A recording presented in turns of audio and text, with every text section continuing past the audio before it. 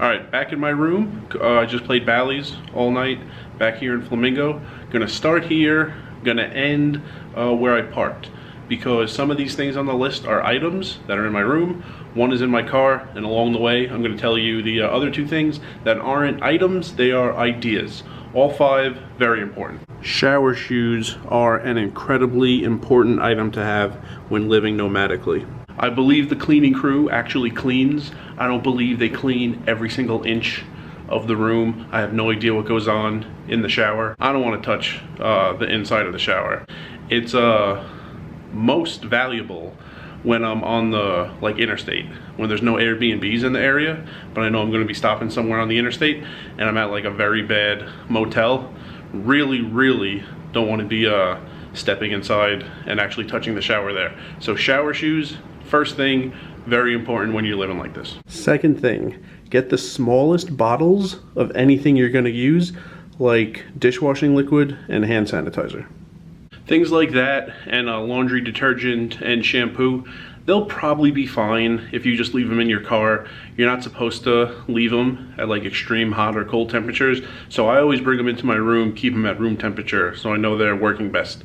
You don't want to be lugging up real heavy bottles when you're doing that. You'll be changing them out frequently, but it's worth it to not have to carry that much up. And especially me, because I carry up like my rice cooker and a lot of food, in addition to my laptop, clothes. There's a lot of things I bring up. You remember in part 2 of the day in the life, how many things I tried to bring up at once from my car up to the Flamingo room that I'm in right now. So don't want to make it extra heavy with like huge bottles of hand sanitizer or something like that, even if it might be a slightly better price. If you're doing this for poker, now you could live nomadically for any reason, but if you're doing it for poker, know what you're gonna do with the money you win.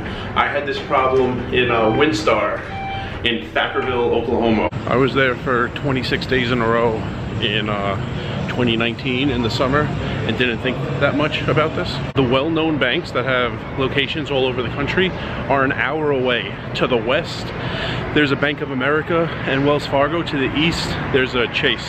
The only things in the area are local banks, and you need to show an ID with an Oklahoma or Texas address to open up accounts there. So at first, there was just a ton of cash in my pocket.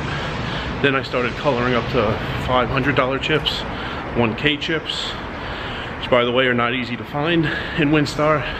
And even that, having all those chips in my pocket wasn't like an easy solution. There's just a lot of chips in your pocket. Didn't trust the safe in the motel down the interstate, and I just had like a lot of chips on me all the time. Took up less space than all the cash would have, but wasn't a great idea. So I don't know, besides Oklahoma, where this could happen. I think there's poker in North, West, South Dakota, or if you're playing in like underground games in the middle of nowhere. A friend of mine is in Montana right now playing in a bar at night, so I don't know what kind of banks are nearby, but know what you're gonna do with the money. You don't just want it on you like all day, every day. Here is my towel, just washed it. Take it with me everywhere I go. Actually, in casino hotels, I think the towels are fine. It's mostly for motels. Sometimes they're very small, not very thick. They don't really absorb the water.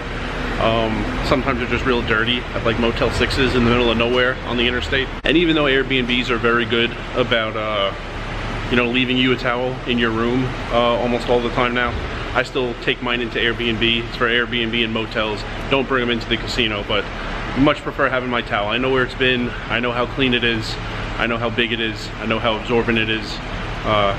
If you could afford the space, however you're traveling, I very much like having my towel with me. And the final thing, not an item, another idea, have a backup plan for where you're gonna stay. Motels and casino hotels, I've never had a problem with. Have had a few problems in Airbnb. I had a code work when I checked in, self-check-in, and then 12 hours later when I got back from poker, that code did not work anymore. Once I had someone say, you know, there's no key hidden, there's no code, I'll be home all day, just knock. She wasn't home when I got there. And another time, I got a code, no one was gonna be home when I got there, and the code was wrong the initial time. So they all worked out, but have a plan for what you're gonna do in case any of your rooms don't work out. So whether it's gonna be play an all-nighter, sleep in your car, look up another Airbnb really fast, or just know where the nearest motel is, the next nearest motel.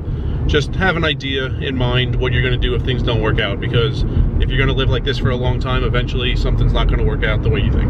So those are my top 5 items slash ideas. The shower shoes, small containers, know where you're gonna deposit your money, have your own towel, and have a backup plan every time you change into another room. If any of you live like this, let me know some really important things you guys have, or if you're thinking about living like this, or even if you don't, but you have a great idea. Last year, me living like this and changing rooms often was a lot less organized than it is. I'm constantly getting better and realizing things I need, things I don't need, and would love anyone's suggestions. Might incorporate it into the routine.